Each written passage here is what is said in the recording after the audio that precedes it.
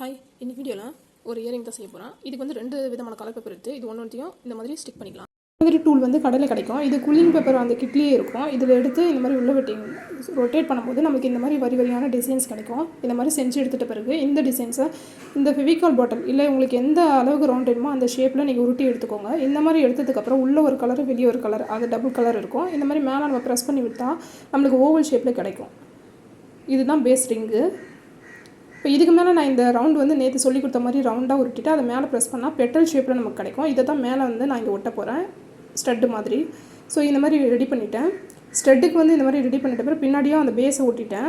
அவ்வளோதான், இது ட்ரை ஆகணும். இதுக்கு மேலே நீங்கள் வந்து க்ளூவையும் தண்ணியும் மிக்ஸ் பண்ணி இதுக்கு மேலே ஒரு கோட்டிங் கொடுத்துட்டிங்கன்னா நல்லா ஸ்ட்ராங்காக இருக்கும். ஸோ கரண்ட் வராது.